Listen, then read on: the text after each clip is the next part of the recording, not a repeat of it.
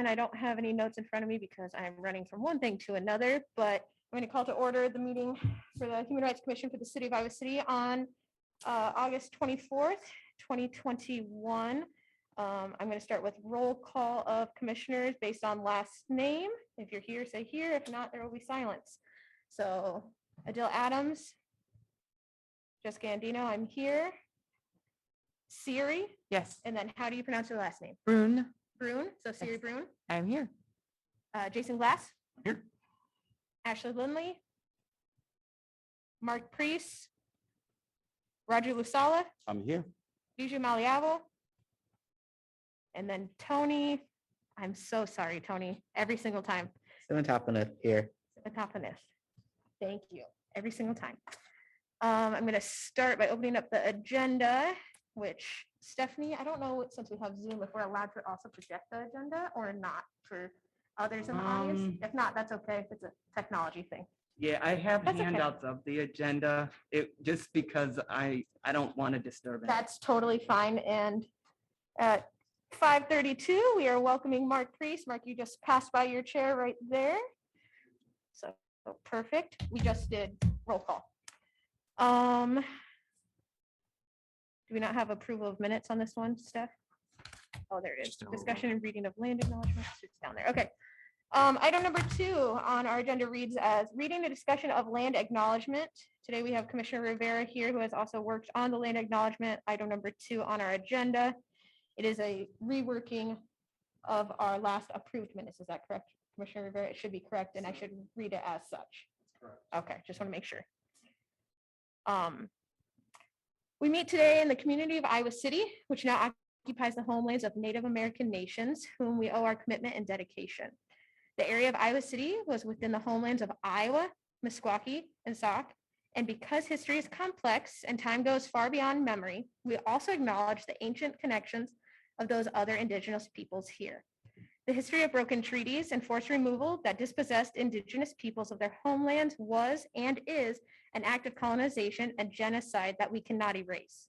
We implore the Iowa City community to commit to understanding and addressing these injustices as we work towards equity, restoration, and reparations. And that will be read at each of our Human Rights Commission meetings. Number 3 on our agenda states that we're going to do some introductions since we do have a new commissioner on board. I'm going to start by going around the table, if that's all right with you, Mark, putting you on the spot. You can say a little bit about yourself, how you pronounce your name, and anything else you wish to share. My name is Mark Priest. It's a German name. It means priest of salt, just a little bit. I'm a retired Lutheran pastor. I served here in Iowa City for 10 years. I'm married to Leslie, and we're happy. Nice to meet you. My name is Roger Lusala. I am originated and immigrant from the Democratic Republic of Congo. I've been living in Iowa City for the last 22 years. I run an organization here in town called MYEP, Mayor's Youth Empowerment Program. I am involved with the community. I coach soccer. I have been coaching soccer for 16 years with the rec league here in town. And that's it. This is my second year with the commission.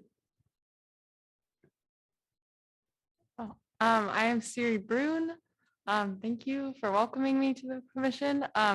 I am a science teacher at City High School. It's my 3rd year there, but my first year fully in the building all year. So it kind of feels like my first year. But I get to work with a wonderful variety of students, and I am here to try to best represent them. So Awesome. that is my goal. I'm originally from Missouri, Columbia, Missouri, but I intended to go back and loved Iowa City enough that I didn't. So It happens. Yeah. that's about it for me. Happen to the best of us. Yeah. Tony Seven Topaneth. I work at Keystone Property Management Company, but I'm also the director of Iowa City Pride, among other things. If it's gay in Iowa City, I am probably involved with it. And I just, yeah, that's all I do. I play we'll play a lot of softball. You're hear a lot about softball from me. So that's about it. I'm Jason Glass. I was a 20-year HR professional in the area, and now the last couple of years teach at the Tippy School of Business at the University of Iowa. So I teach undergrads and MBAs about human resources and leadership and management and entrepreneurial topics. I'm also a 27-year member of the Iowa National Guard, where I'm in the Army Band, so I get to play music for my Army job, which is pretty cool. And I'm a past state human rights board member and have been pretty active in diversity and other initiatives, both in Cedar Rapids and Iowa City here through multiple of those positions I mentioned. So And I'm Jessica Andino. I serve as chair this year, and this is my third and final year on the commission. I wear many hats, in which I'm currently a PhD student in public health with a focus on affordable housing. My husband and I own a roofing company in Iowa City. We have a couple of rental properties that I highly focus on having low-income tenants as an opportunity for them. I used to coach soccer. Roger knows that well. I have 3 children that live with me, and I'm currently pregnant as well. If that you're not Facebook friends with me, now you know. And I welcome you, Siri, to our commission. So Thank thank you you. for joining us. We're going to move along to item number 4, which is approval of the 27th minutes from July. So if you want to look in the packet, that's located on page, I believe, 4 is where it starts. Is there any discussion regarding the minutes of July 27th? Any errors, omissions, or changes that need to be made? I thought it looked really well done. Good job, Stephanie. Any motion? Move to approve the minutes. I second it. All in favor of approving the July 27th minutes as within our packet, say aye. Aye. Any opposed? Any abstain? Motion passes. We are now 6-0. We move along to item number 5, which is public comment. And we also have potentially public commenters on Zoom, but these are for items that are not on the agenda. I would like to note specifically that the ARP and the Excluded Workers Fund is item number 7 on our agenda. So you've got items that are pertaining to that. Please wait till that time. You would be limited to 5 minutes during this public comment area in which commissioners shall not engage in discussion with anyone at that time. Do we have anybody here from the public that is wishing to comment on items that are not on the agenda? I hope people on Zoom can hear me. Okay, you can. Good. Head nod. Okay. All right. So we will move along to item number 6 on our agenda, which Jason has joined us. I assume he's HRC panelist on there. Is that correct? Correct, but Okay. before they get started, I have the door to the restrooms. If Oh, anybody thank needs you, to sorry. use the restroom, you exit out of this door, and there's a door that's open. If for some reason somebody comes along and shuts it, which they may, if you could just let me know and I'll go and let you in. So I just wanted to say that. Sorry, Stephanie, I should have That's remembered that. But we do have Jason here. He's going to be talking to us today about the Iowa City Comprehensive Recreation Facilities and Program Master Plan. So he's unmuted. Hi, folks. Perfect. Hi, Jason. Hi, thank you so much for welcoming me and allowing me to visit your meeting this evening. I promise I won't take very long at all. I know you have a very lengthy agenda. Thank you for the great work that you do for your community. You're recognized leaders, and actually that's one of the reasons why I'm coming to you this evening. If you haven't heard about the Recreation Facilities Master Plan, it's okay. That's a good thing. And the reason it's a good thing is that we really haven't kicked it off yet.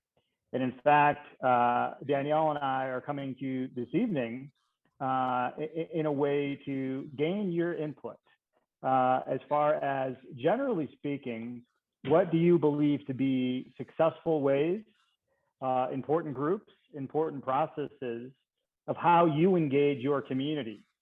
You know, Danielle and I both work for Barry Dunn, which is a firm that's really privileged to be serving Iowa City to help with their future planning efforts. We have plenty of ideas on how to engage communities all over the United States, but we find it most important to talk to local leaders before we go on through that process to really gain a keen understanding as to what works in your community.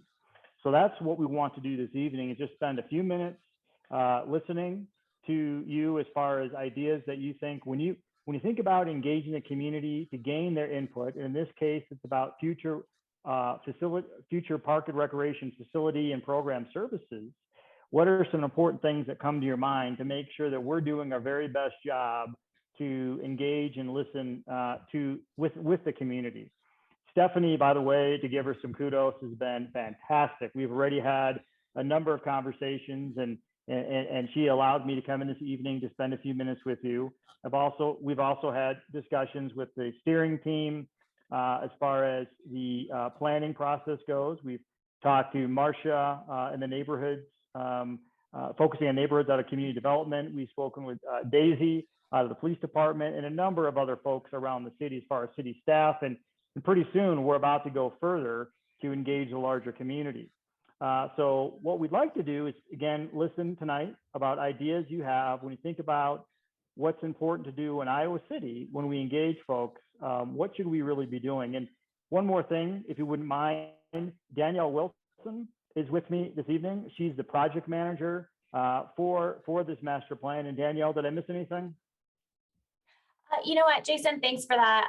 Again, we don't want to take a ton of your time, but I will just say that we are so excited to be a part of this project because it is so focused on equity and inclusion. And so we're excited to see where the plan takes us. We want to engage as many different groups within your community as possible to hear their input. And specifically, we will gain input on the recreation facilities, pools, and then the athletic fields that are outdoor. So those are the main areas that this particular plan is focused on. I forgot one key one, the programs, the recreation programs, like special events and classes and things. So thank you so much, Jason. We are, I believe, going to pass the mic over to you for some of your thoughts as you hear us talk. So Jason, thanks. Yeah, thanks, Danielle. And by the way, I was taking notes when you guys were introducing yourselves. I heard music, I heard 2 soccer coaches, I heard softball players, partnerships with schools, partners in general, as well as connection to the community. So it seems to me you guys have a ton of experience related to Parks and Recreation. So thank you. We really are interested in hearing from you this evening, and we'll be just taking notes with your input. Thank you.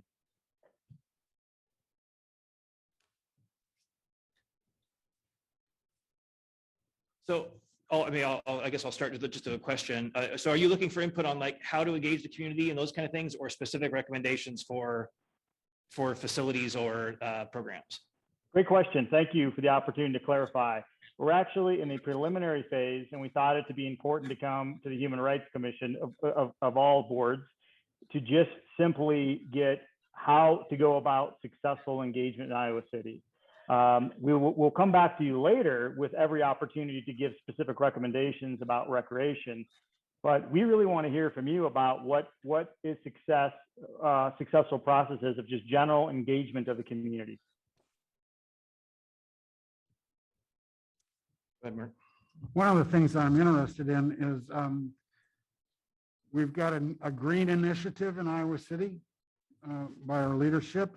And I noticed that when Parks and Rec tried to embrace that all the more with prairie plantings, a lot of community members said, wait a minute, that's where we play soccer, or wait a minute, that's where we play ball. And so they had to reduce that. And I'd like you to be attentive to the green initiative that's coming in the city as well. That's excellent input. I appreciate that. Thank you. And like I said, folks, just keep feeling free to rattle off ideas about engagement, or if there's blind spots of areas that may be sometimes neglected accidentally or whatever, or if it's surveys compared to in-person type of thing, or key gathering areas, all those sort of things. But I think the relationship with the Green Initiative, as far as potentially maybe conflicting or opportunistic goals between different groups, is something we need to be aware of. Thank you. I know it'll work. One of the area that I think it's great when you're talking about engaging the community, especially if you're talking about Park and Rec, you gotta have to look into all those organizations that we have in town that provides those services. You know, we have the Iowa Soccer Club that been in city for many, many years. I think every kid that plays in high school or have been recruited in college started with the Iowa City Kickers Club. And so they have a board that's, engaging with their board will be a way to collect a lot of information. We have the Iowa City softball, we have Iowa City baseball, we have every sport. We have a board that representing them and training coaches and dealing with the parents. So that'll be a focus where to go when it comes to athletic. But engaging the other public in town, I will direct you to our nonprofit. We have such a vast, knowledgeable nonprofit based in Iowa City that are dealing with every sectors. I'm in the disability services.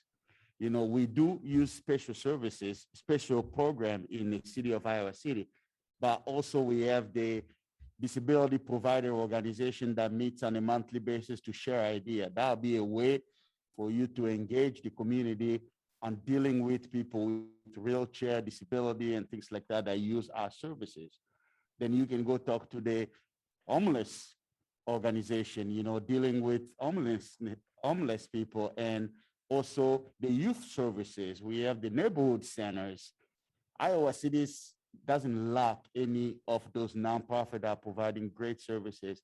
And I think all those people need to be included when we're talking about the future of Park and Rec, especially that can be inclusive and inviting to everybody. And we also have a big immigrant population. We have the Sudanese Association, we have the Congolese Partnership Group. So all those organizations, we have the Latino Association, so all those groups that can be included in the discussion of how we can better serve the community, not just the people who are donating the money, but let's talk to the people who are gonna be using the services. So Iowa City is invested in a lot of nonprofit that list is here with the city of Iowa City. All the boards are involved with the city of Iowa City. I know many of them get grants here, so there's always where to find information and how to connect with all those people. That's fantastic. Thank you.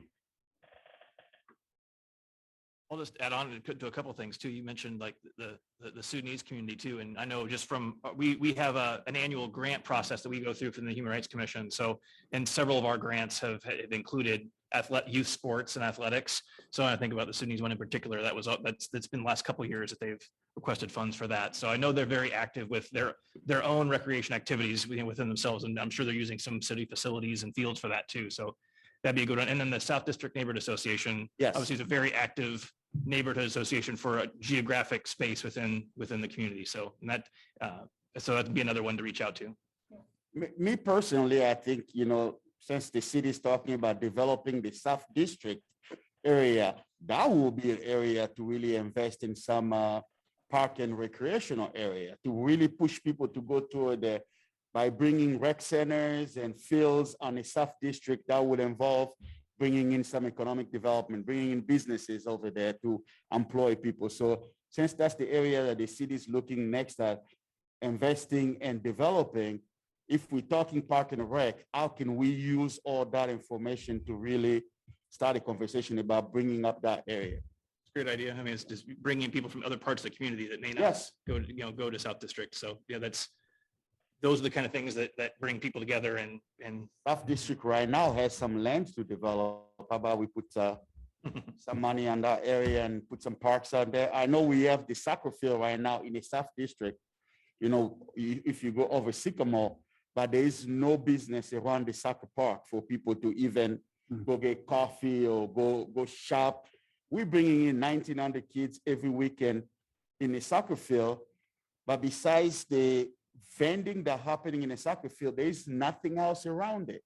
So we're all having to go back to the east side or go back to the north side for shopping when we can really target those areas and bring some economic development in that area. So that's just things to think about as we're thinking about the whole city. And speaking of land, such as we also have our land acknowledgement, including indigenous peoples and the communities that are served should really be a focus. Kevo, or Commissioner Rivera, also suggested the Great Plains Action Society as another network to tap into as well to make sure we're respectful of land usage. I would also say you're gonna have a struggle of getting some public input because every individual in the public is different, right? You're gonna have to collect some surveys, which are quantitative, check the box, and then you're gonna want to do some qualitative of actually going out and reaching the people, asking them the questions that don't check a box. You're gonna have a lengthy summary of what people think should or should not be happening. But don't limit it to just going to the parks and recs that we have now. We're really wanting to see who's not using them and what barriers can we break down to actually get them there. So That's a good point. Good news is that Iowa City is a pretty engaged and active community. So I think Right. once you start engaging people, you'll find there's no shortage of opinions and input that you'll get. So Right. But some voices are louder than others, right? We gotta Yes. make sure that all voices are concerned. They are always loud voices, and sometimes I call it like it is. I say those are the money voices. If they have the money, they're loud and they say the idea. How do we get input from those people who are now represented?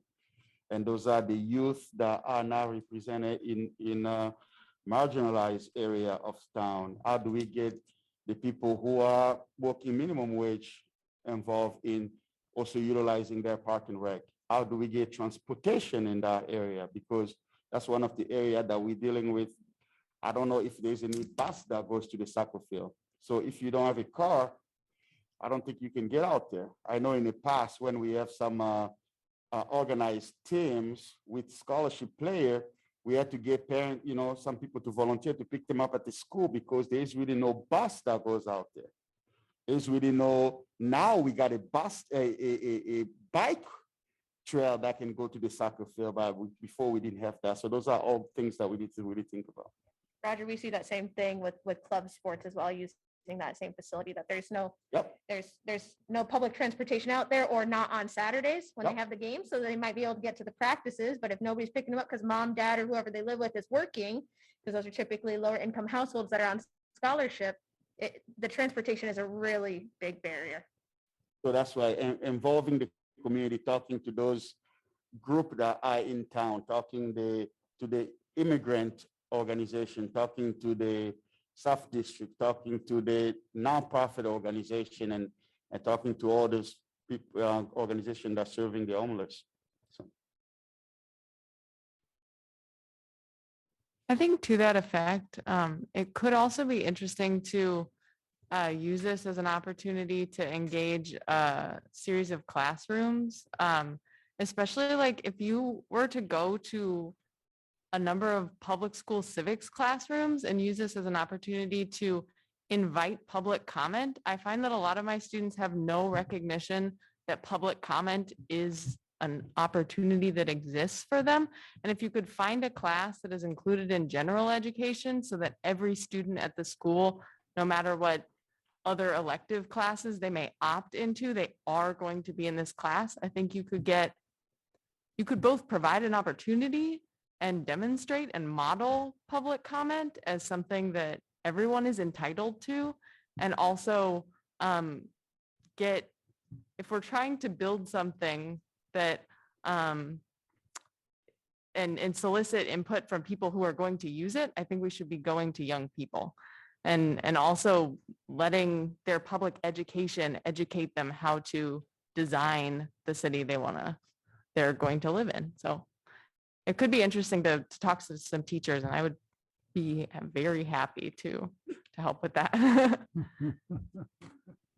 Wait, let me make sure I get that name, because I heard. Siri Brune, I will spell it. Yeah, what is it? Go ahead. It's SIRIBRUHN, just like the iPhone. And I work at City High School. I would be happy to set you up with some civics teachers.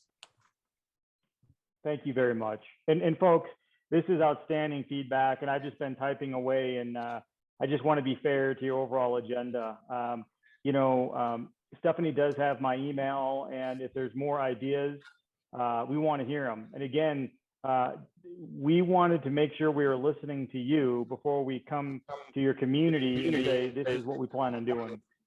So thank you so much for your time. I'll just pause again in case there's any additional input, but I want to make sure you know that you can continue to provide input to us, and you'll also have the opportunity to actually give recommend, because it sounds like everyone is involved in some way, shape, or form in Parks and Recreation, which is fantastic. You have the opportunity to provide that input for the future too. Awesome. Thank you. Thank you. Did anyone from the public have anything to say on this item before we go on? All right, well, Jason, Daniel, thank you so much for hopping on this Zoom call with us. You're more than welcome to stay the rest of the time, but I also know you guys probably have very busy schedules, so we'll make it work. Thank you. Thank you, guys. Have a good night. Thank you. So directing attention back to our agenda, that was number 6. We're moving on to number 7, which is American Rescue Plan and Excluded Workers Fund discussion. I believe we have some speakers here from the public that would like to speak on this agenda item. I'm going to open it up to them commissioners first, and then we can engage with them amongst ourselves however we see fit. We have that first? No, I'm trying to pull up the agenda. Oh, you got it. Oh. You got it. Try to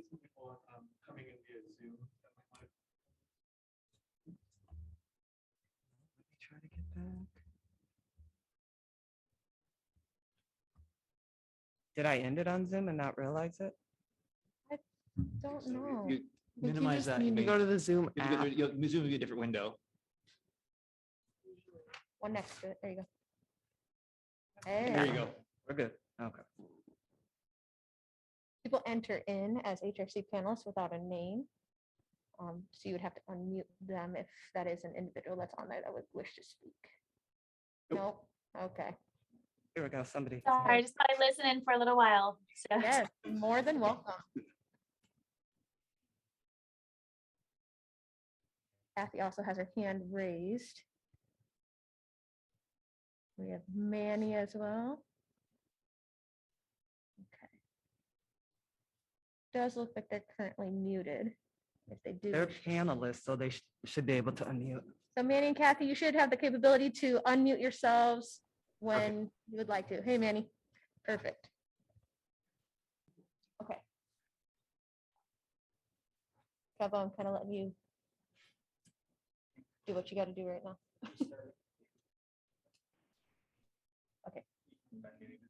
Okay, so Manny Galvez, I know Manny personally too. So Manny, you're first up, sir. Okay, thank you.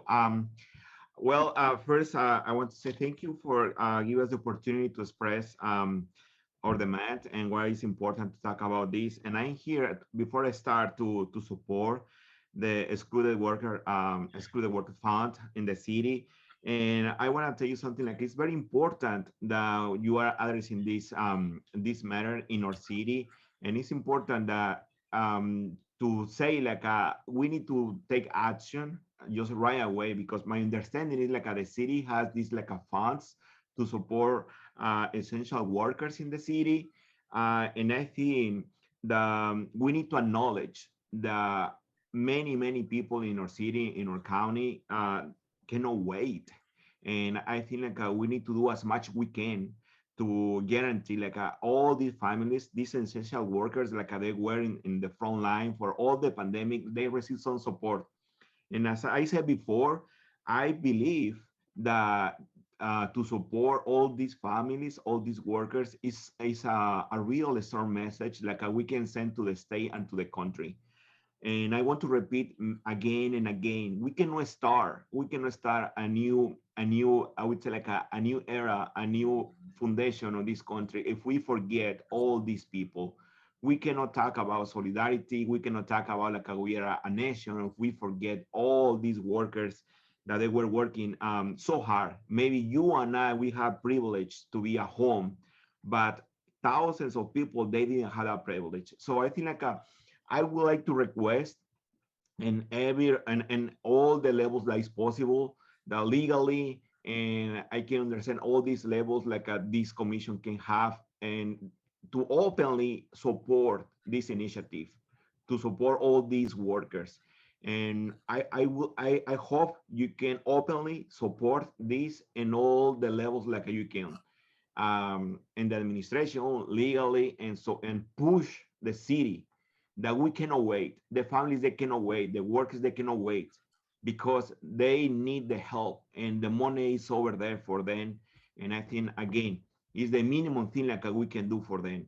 And I know personally many of these families that they didn't receive at all because for whatever reason, maybe because they don't have a social security number, because maybe they have a special situation, they didn't receive anything.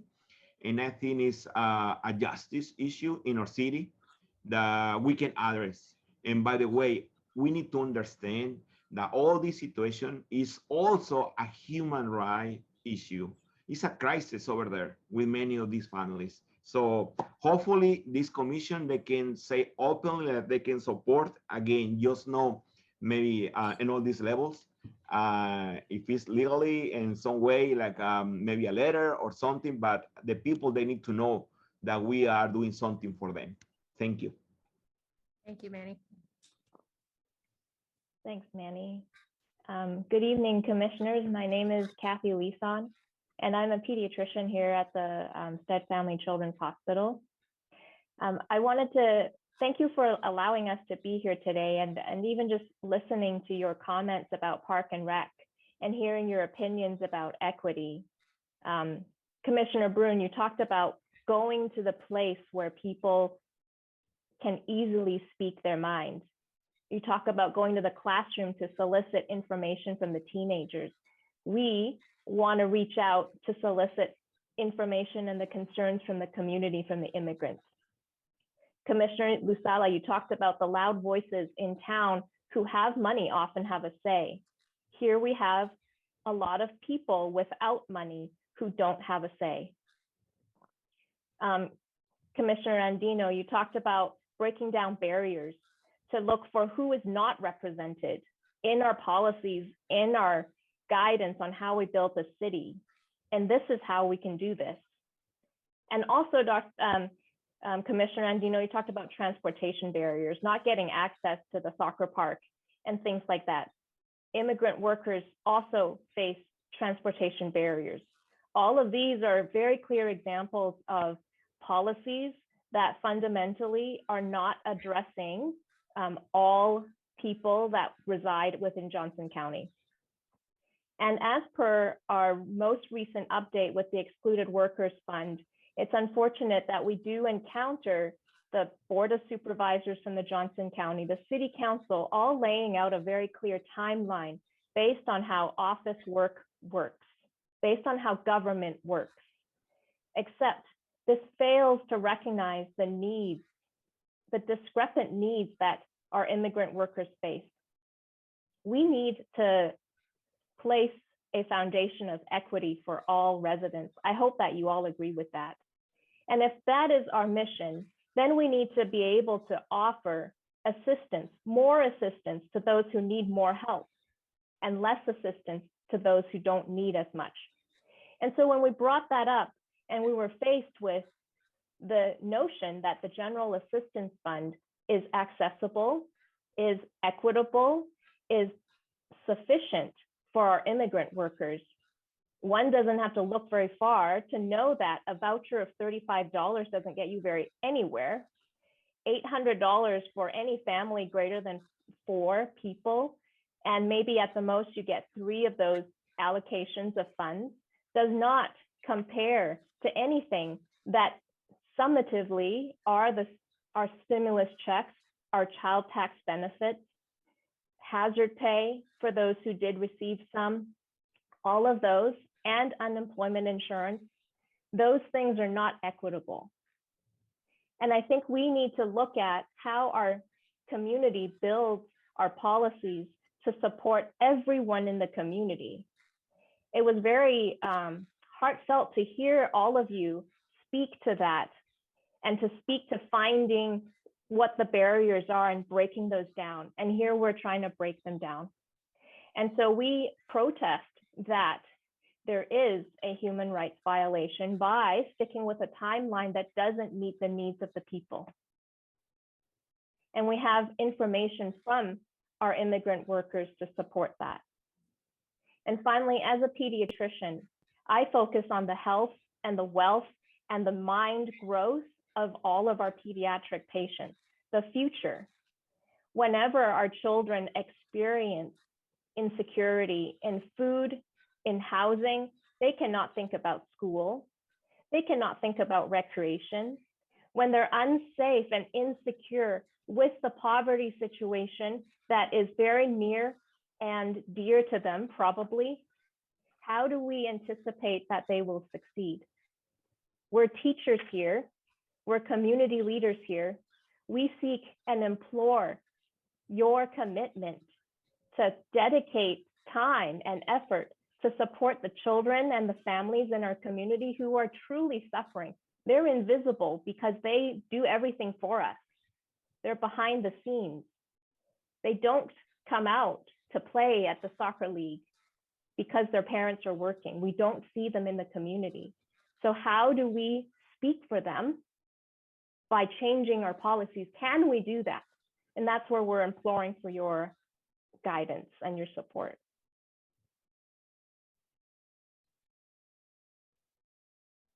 Thank you, Kathy.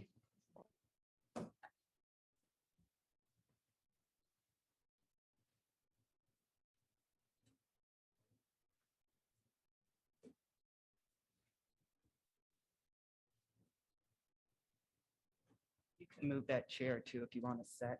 You don't have. to Hi, stand. thanks for having us. My name is Emily Sinwell. I believe there's, who in the room speaks Spanish on the commission?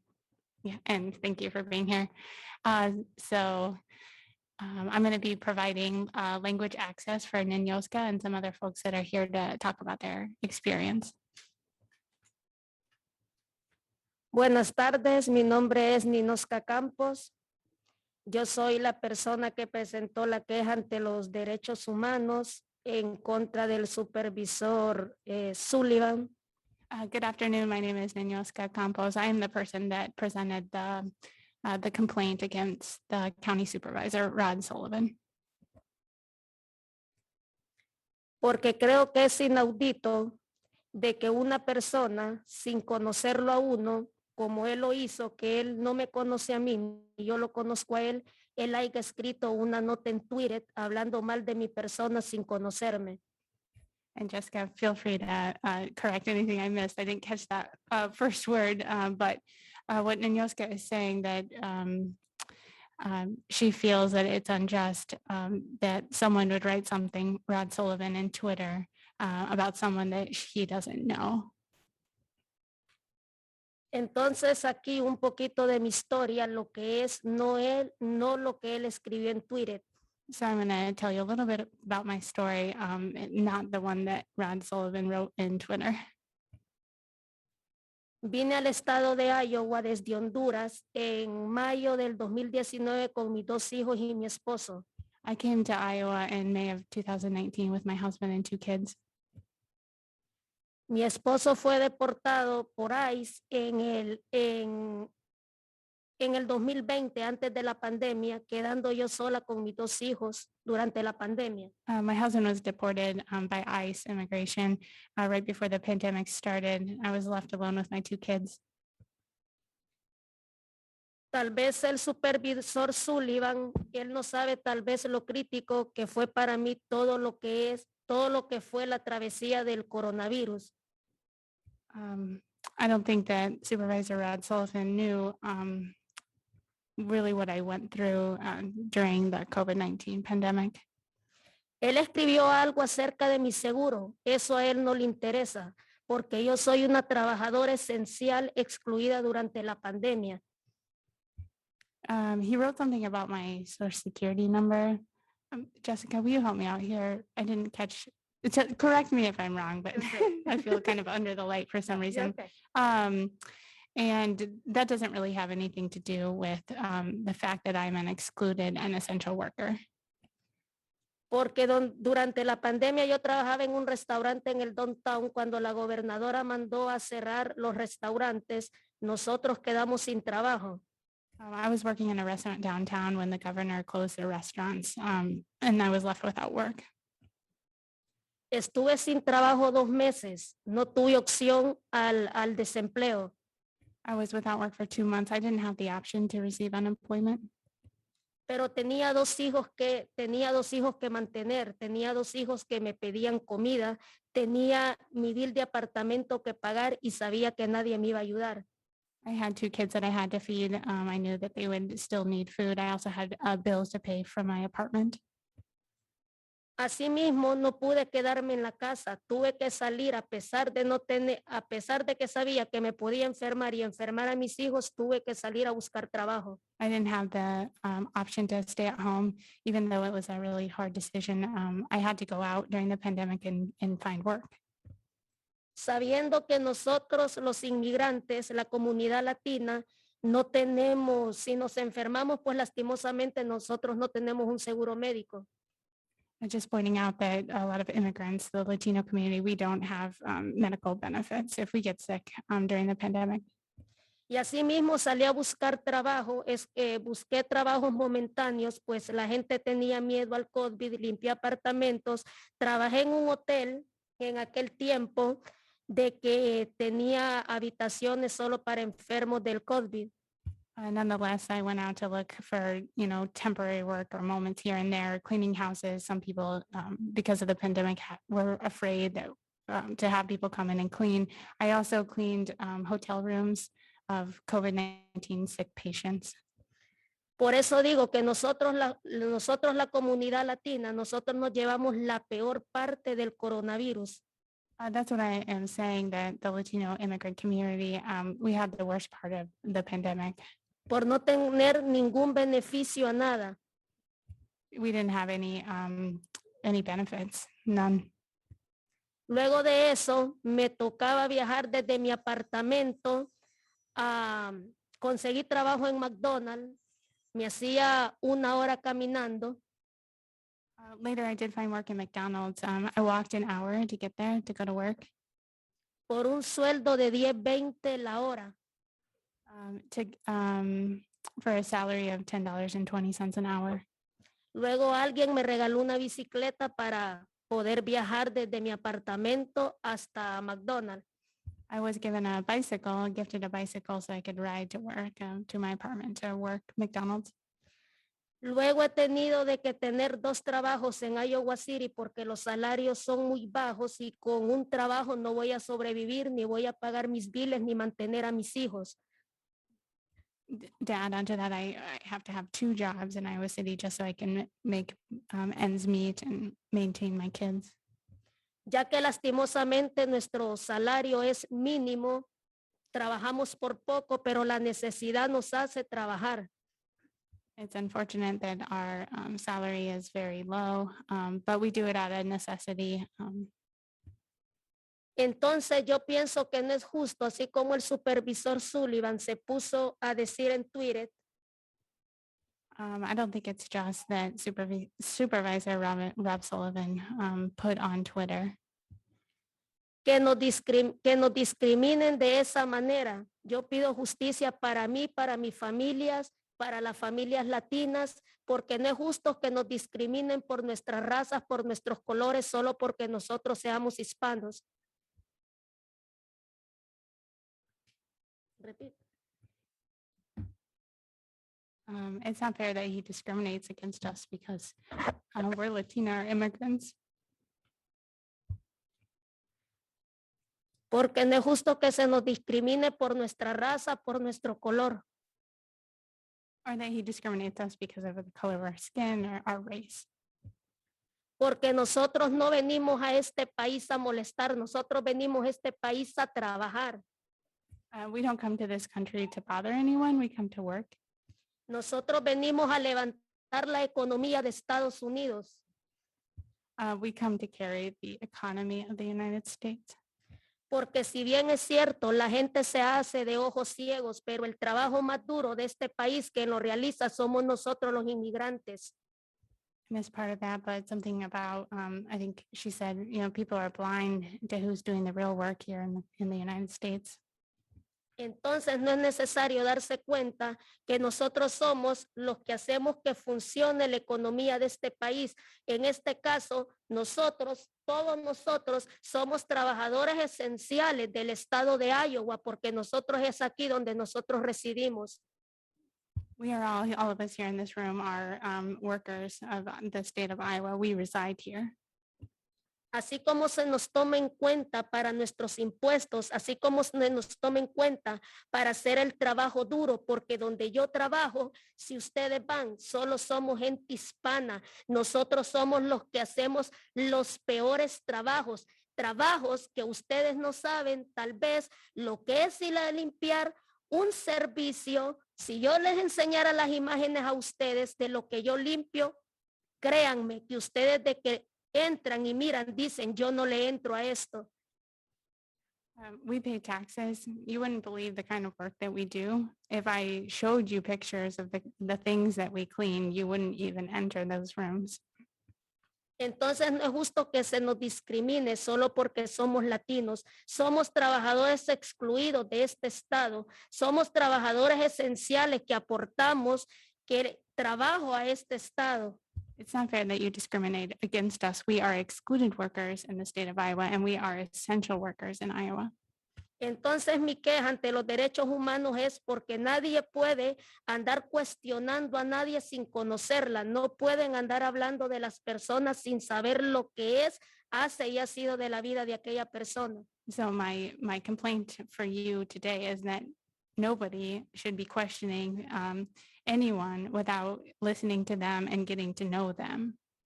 Y si a veces las personas se callan es por miedo a su estatus migratorio. Yo no tengo miedo. Yo le puedo tener miedo, pero aquel que está arriba, que me dio la vida, y ese se llama Dios.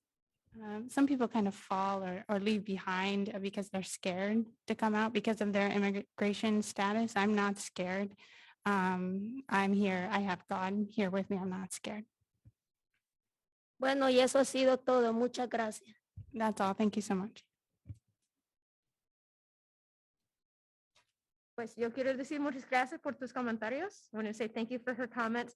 I do want to mention to commissioners that any open complaint that has been made either to the city or not to the city cannot be discussed by commissioners. Complainants and or public are more than welcome to comment. We are not allowed to make comments based on an open complaint due to potential privacy issues or prohibiting others in the future for coming to us for complaints. We need to be a welcome and opening environment. Okay. ¿Puedes explicar en español eso? Pues muchas gracias por tus comentarios, obviamente, y es muy importante, pero tienes una queja, se dice queja contra el Estado y también que está abierto el caso. Entonces, todos nosotros aquí no podemos hacer los comentarios sobre el caso.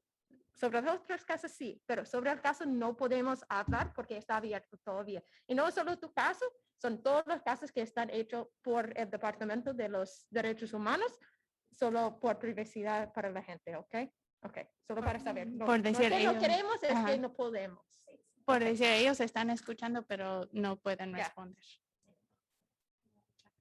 Pero ustedes pueden hablar como quieren y la gente y todo está bien, ¿ok? Si quieren, si no, pausa.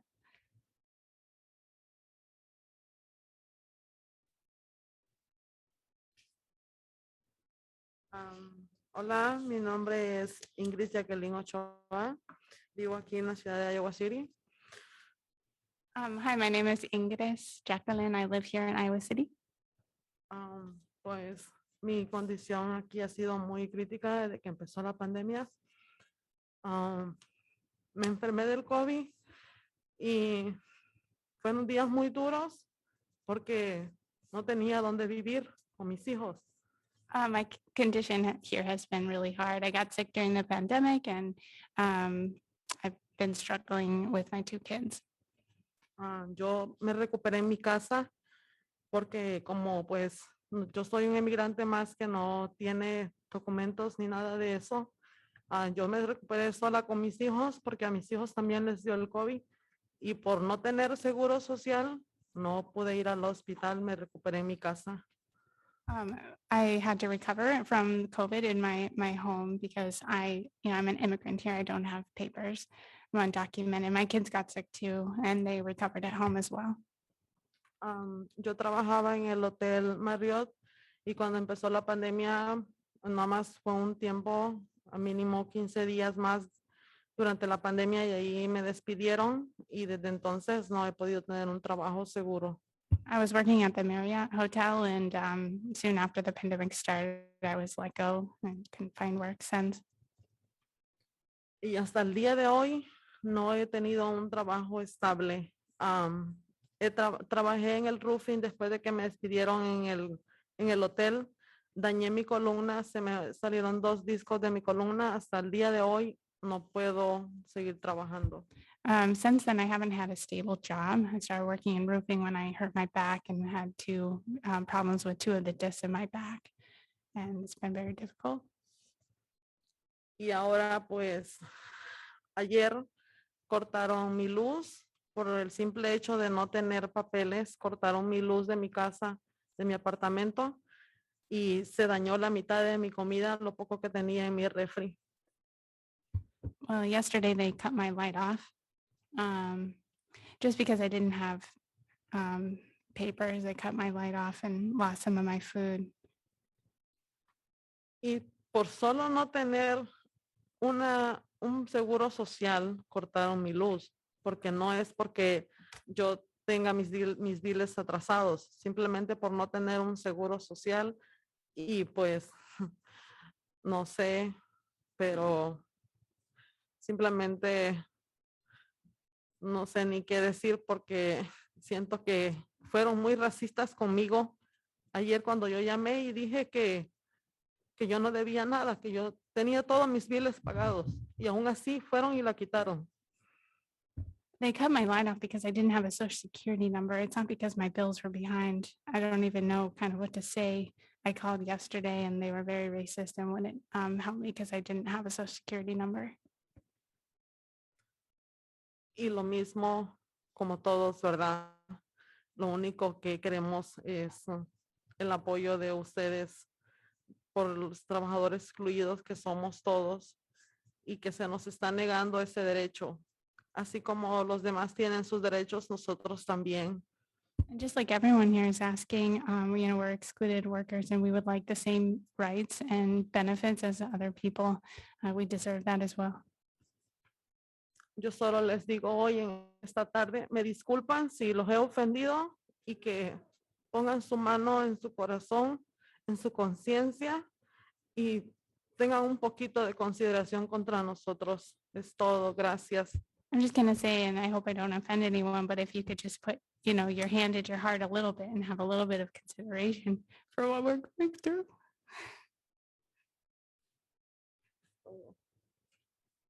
Yeah, sorry for getting a little upset.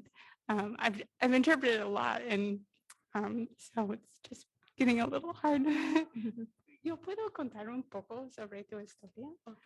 Okay, I just want to tell you a little bit about Jacqueline's story. She said it was okay. So Jacqueline's been behind in rent and light and water, and we have been to several appointments, and I'll say where we've gone, and my intention is not to say that they're doing anything wrong. The intention here is to talk about how the structure and the system is set up. So we are so grateful for all the nonprofits in our community, and we are trying to utilize them. So I went with Jacqueline over a month ago to our first appointment at Shelter House. They were very lovely. I picked her up and we went there and we did the intake. We brought all the things that we needed. I communicated before through email to make sure that we had everything so we wouldn't have to come back. And then we waited. And then we were referred to another person and we did the same thing. We made an appointment. And then she was pretty sure that rent would be paid and light and water. We're still waiting. I've asked, Jacqueline will tell me, will you please ask? And I ask. We've been to general assistance.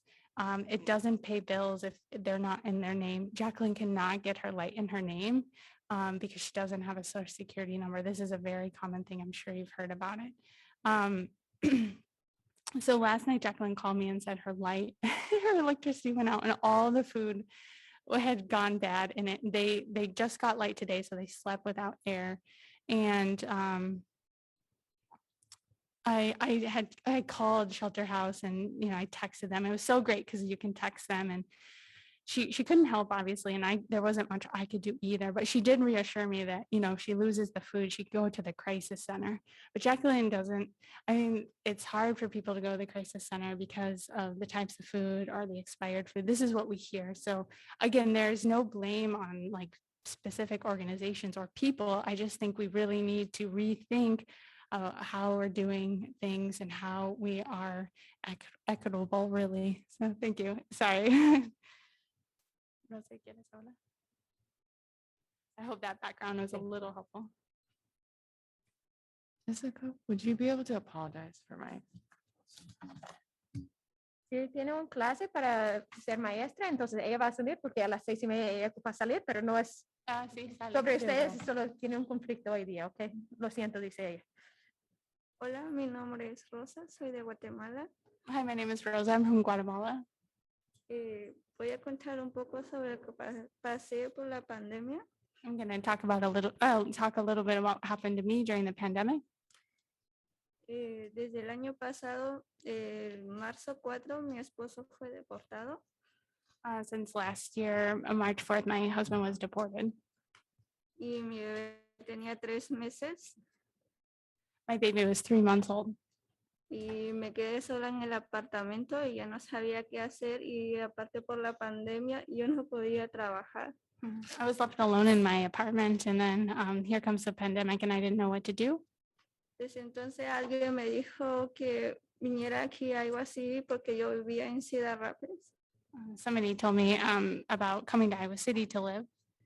Me vinieron a dejar en la casa católica. I came to stay at the Iowa City Catholic Worker. Y gracias a Dios que encontré mi lugar ahí y así empecé a buscar trabajo. Thanks to God, I found my place there and I started to look for work. Pero apenas como 2 semanas empecé a trabajar y cerraron el restaurante. 2 weeks after I started working, they closed the restaurant. Y ya no sabía qué hacer porque tengo un bebé y aparte tengo familia en Guatemala. I didn't know what to do. I have my baby, and then apart from that, I have family in Guatemala, which she didn't say, but she supports. Después de eso, abrieron el restaurante es como 2 meses después. They opened the restaurants about 2 months later. Y me dieron un trabajo de lunes a viernes para lavar platos como 5 horas o a veces 7 horas. They gave me work for washing dishes Monday through Friday, 5 or 6 hours a day. Los sábado y domingo trabajaba 12 horas. And then Saturday, Sunday, 12 hours. Después de eso, me dijeron que solo tengo que trabajar ya de sábado y domingo porque ya no llega mucha gente a comer y entonces ya no podían pagarme más. Then they reduced my hours. They said we didn't have enough customers, so I only worked Saturday and Sunday. Y aparte en ese restaurante a veces hay mucha gente que son muy malos, que a veces, cada vez que los atendíamos, a veces nos tratan mal. Sí. Apart from that, there are people that come to eat that treat us wrong, treat us bad. Pasó con un caso que son unas personas y pensaron que yo no los atendía y empezaron a decir que soy muy racista, pero no era eso, sino porque yo no podía hablar inglés. There's an example of some folks who came to eat that they thought I was racist because I wasn't attending to them, but the problem was I don't speak English. Y ellos empezaron a grabar también diciendo que yo no los quería atender, sino que igual es mi primera vez que me pusieron a limpiar mesa y yo no podía decirle cómo sentar o decirle pase adelante. ¿A grabar como en video? Sí. They started videotaping me, complaining that I wasn't helping them, but at the same time, I wasn't doing that job. I was doing a job where I was cleaning tables. It wasn't my job to like seat them. Pero en eso me dijeron que no le pusiera importancia, pero de que sí, yo nunca había visto eso desde que llegué aquí, que hay muchas gentes que son muy racistas. It was kind of the first time that I've really experienced and seen this since I've been here. A pesar de eso, y empecé a seguir trabajando solo de sábado y domingo y el dinero ni me alcanzaba también porque pagaba de babysitter, pagaba raite y le mandaba poco lo que me quedaba para mi familia en Guatemala. Just working Saturday, Sunday didn't cut it. Yeah, I had to pay a babysitter rides to get to work and then support my family back home. Si no hubiera encontrado la Casa Católica, no sé qué habría hecho porque a pesar de ahí me ayudaron mucho las personas, llegaban donaciones y en eso agarraba toda comida. Y a veces me pongo a pensar qué sería de las personas que no reciben ayudas y nada. I was lucky to be at the Catholic Worker and, I was able to take advantage of donations that people would drop off. And I'd often think of people who weren't in my place and didn't have that opportunity. Por eso yo apoyo la reforma migratoria y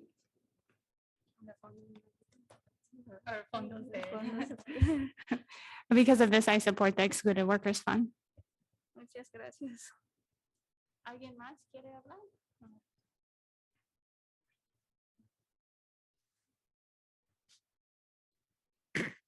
Hi, everyone. My name is Dave Goodner with Iowa City Catholic Worker House. Thanks for having us at your meeting today.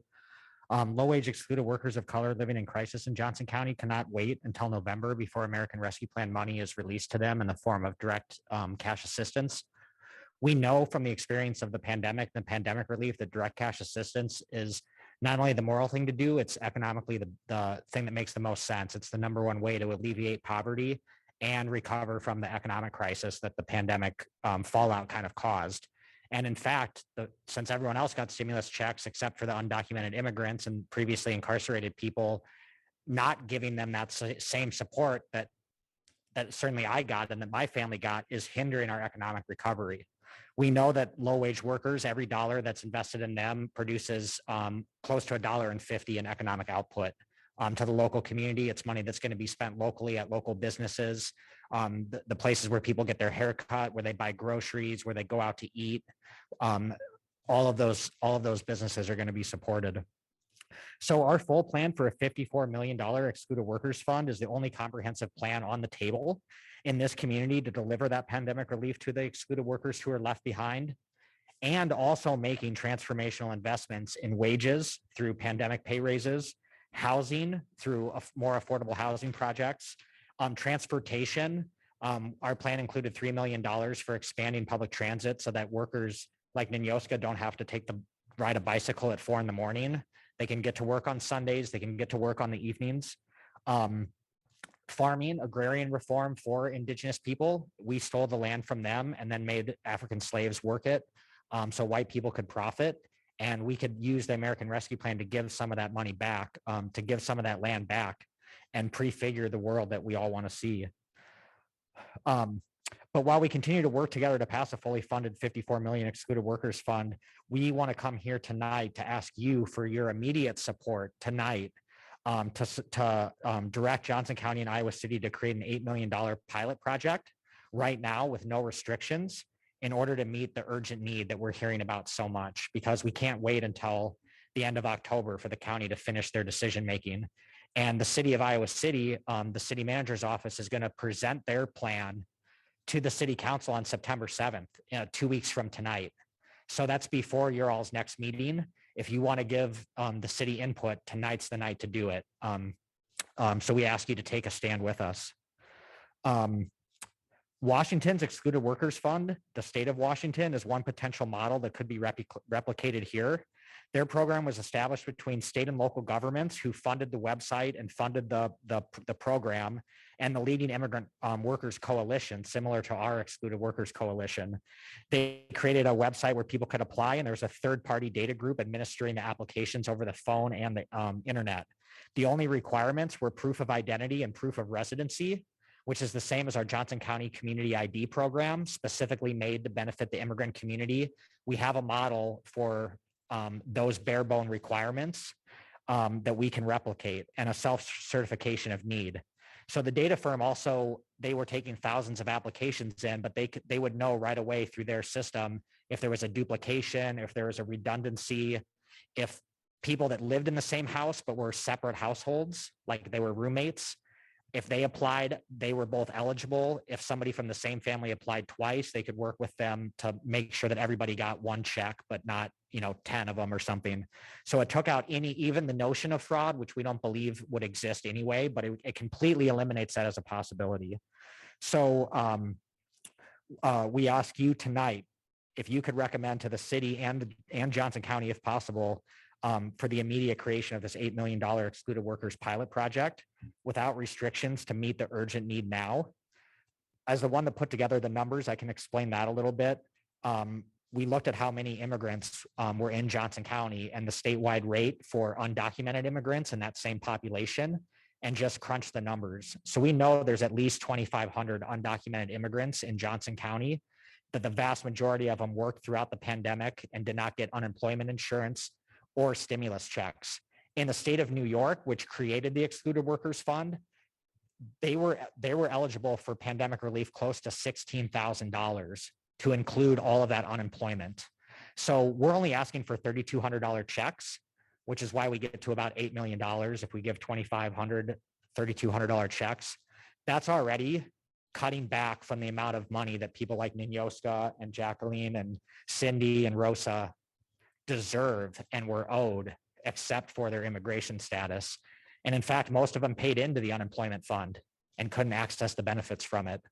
So the $3,200 was how much, a normal person under the income level got as an individual in stimulus. It seemed only right that they got at least that much. And so that's how we came with our numbers today.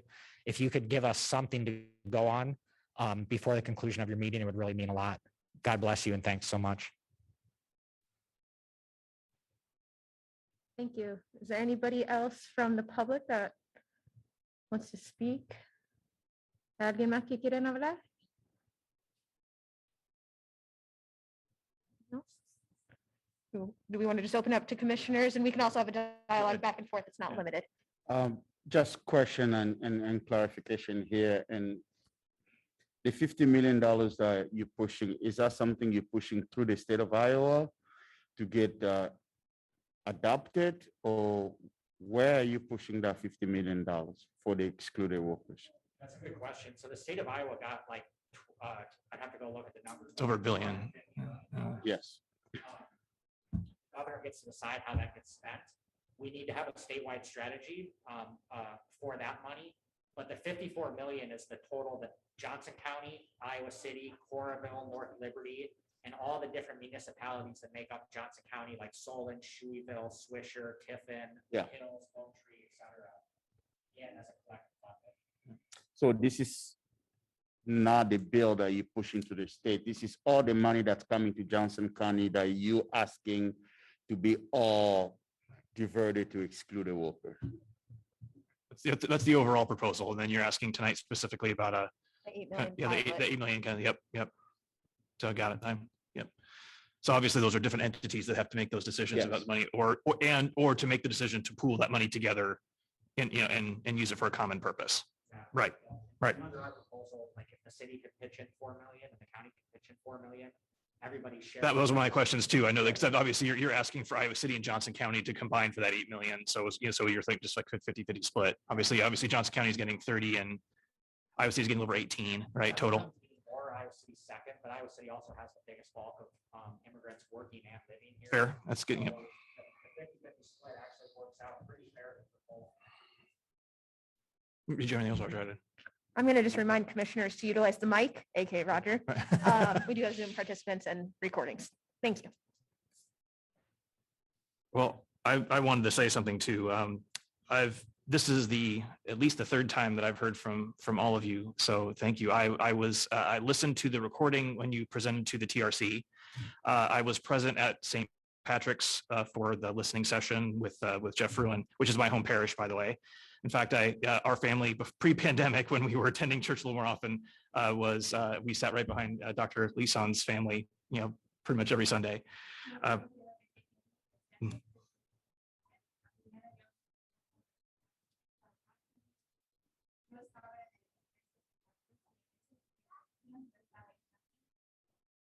Thank you. Sorry. Please, and feel free to interrupt if I forget again to pause. No, I appreciate that. And I've also read a lot of the media coverage regarding some of this. I've been extraordinarily moved by hearing the stories and even hearing them tonight, sometimes for the multiple time. It's no less impactful than the first time I heard them.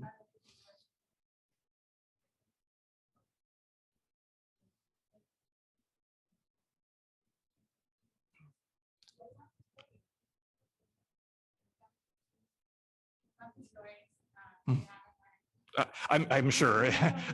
I'm sure that for everyone I've heard, there are many, many more. Yes. Which only makes, knowing that makes those stories that much more powerful.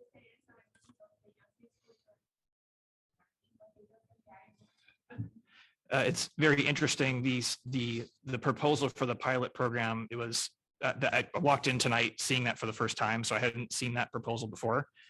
I had prepared, knowing that we were going to be having this discussion and you were going to be asking for us to, potentially make a recommendation to council. I had prepared something as a potential for us to consider that sounds very similar, quite honestly. So we were thinking very much alike.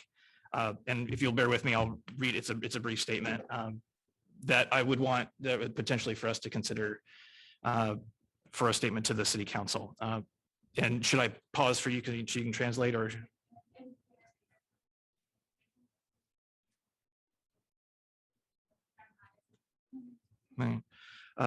The Iowa City Human Rights Commission recognizes the hardships to Iowa City residents caused by the COVID pandemic. Some of the most impacted have been ineligible or otherwise unable to access federal benefits, relief programs, and stimulus payments available to others. We would urge that the Iowa City Council to consider allocating Emergency Rescue Act funds as direct payments and other assistance to these residents, such as those promoted by the Excluded Workers Fund Coalition. Further, given the urgency of the situation many of these residents are in, we would support the City Council directing some portion of the funds to this cause immediately, while input is gathered and considered on the use of the funds in total. This would not prohibit further use of the funds for the same purposes once all other options are considered. You were looking at each other like we both, translating's hard. Yeah, you want to read it, translate. Oh, Lord. Okay. Pues, en total él está diciendo que estamos diciendo al City Council para poner algunos fondos directamente a la gente que ocupa, que no recibieron los cheques de estímulos, ni califican para los programas, ni los beneficios federales antes. Y eso no está, ¿qué dice aquí? Ya estamos mirando que es una situación muy urgente y lo queremos apoyar al City Council para poner un porcentaje de los fondos que tienen inmediatamente a la gente, como ustedes ya pusieron aquí como 8 millones o 4 millones, porque esa es la primera vez que estamos recibiendo eso. Nosotros es la primera vez que estamos mirando de esos 4 millones de dólares que está pidiendo de la ciudad y el 4 millones del condado. Entonces su statement que dice aquí, estamos de acuerdo y vamos a hablar sobre cómo lo queremos poner las palabras para apoyar si todos están de acuerdo. Okay? That was a word for word. Sure. Translating's hard. Sure, I trust that you get the gist of it. Well, and I think that, we'll discuss it, and that should the Community Rights Commission decide some version of that statement, I would think that combined with your proposal to the City Council, that'd be something that you could then petition them with directly. And I know the TRC and other entities have obviously, already publicly supported your efforts. So. I, of course, appreciate that, Jason. I think it can be stronger than recommend that they consider. I just recommend. Okay. But also, is it possible that they can simply do this by executive order from the council? Well, my understanding would be that the council has that will ultimately be the authority to decide how those funds get spent. So they have. If I'm understanding, David, it's the $8 million is now. So it'd be 4 million of an urgent request to spend prior to Right. what their timeline is of November. Yes. They're requesting it immediately, such as their next So, city council meeting, correct? I just want to give it that kind of vigor. De urgencia está diciendo. I don't need them to consider it. I need to recommend that they do it. Well, I'm petitioning, I'm calling on them to do so. I just want to I want to make language that's respectful and make sure that I think the intent is clear. So my understanding is the staff, the city manager is presenting to the council something in September here, September 7 or 13 or something like that. That's correct. So that's Through all the different formats that they've been collecting. right. So of they've public obviously been input. collecting feedback all summer through different avenues. they're compiling all that. Compiling all this stuff. Right, and then presenting presenting the it to council, who then will have, that'll be throwing it there on their plate to make a decision about how to, both what to spend it on and when. And so they're, even though they're presenting in September, there's no specific timeline on when they might make a decision. That could take, they could make a decision that evening about something, they could make a decision much later. There's no, the money has to be spent, I think, as, and David may know this, it's I agree within with you several that months. I'm willing to support the council to put some money right away to address some of those situations while they're deciding on the bigger things. Right. I don't know how much we can really push the Johnson County. I think we only represent the city of Iowa City, and our recommendation is only to the city council. So I'm in favor of supporting in some kind of emergency fund to be set aside to address some of those situations, because I think this is not only wage theft, it's just immoral, because if you are working, if you are considered excluded worker, but those companies are hiring you to work possibly under the table, or they still collecting taxes, or they still collecting money to pay in employment, but at the same time, when you can't work, then you are just thrown away or abandoned. We need to hold the business reliable as well, because I think that's, if you're working at, I'm not calling out anything, if you're working at the Marriott, that means you're providing services there. And when they let you go because of the pandemic, you can claim in employment against their company. That means there's some kind of wage theft going on over there. But at the same time, as a city, we need to support our vulnerable citizens. So I will throw my support on creating some kind of emergency fund to address, especially people that they don't have heat, or power gets turned off not because you're late, but because you don't have a social security. So that's a bigger deal that we have to address with. I know Johnson County created those, IDs, so nobody gets asked the ID, but I don't think it's doing the job that it was supposed to do, because if you can't use it to open heat or water, then what is the purpose of it? And if you can't get assistance because it's not under your name. And this happens quite frequently. Yeah. Also say from a personal note, I'm born and raised in Johnson County. I married an illegal, undocumented immigrant from Honduras. Mi esposo llegó desde Honduras en ese país en 2011, 2010, ilegalmente. Yo todavía tengo familia en parte de mi esposo que es ilegal. Mi esposo, por Dios, tiene su ciudadanía ya. My husband's a citizen now, but we have many on his side of the family that live here in Johnson County that are undocumented, that work, that have very similar situations. Ellos trabajan en hoteles. Mi suegra trabaja en hotel, está de limpieza de apartamentos. And so this is not talked about a lot, which is why my husband will probably be upset that I talked about it here, but it's not hidden in just certain corners of our community too. It is throughout everything. And just as Roger was saying, these companies are benefiting from having people at these hotels. I'm going to use hotels as the example here, but we could, use it in all markets. Then utilizing low wage labor because nobody else needs to work, has to work, or wants to work. Yep. For many reasons. And then taking away, not having to provide those benefits to their workers. Yeah. It's not fair. No justo. Eso no justo.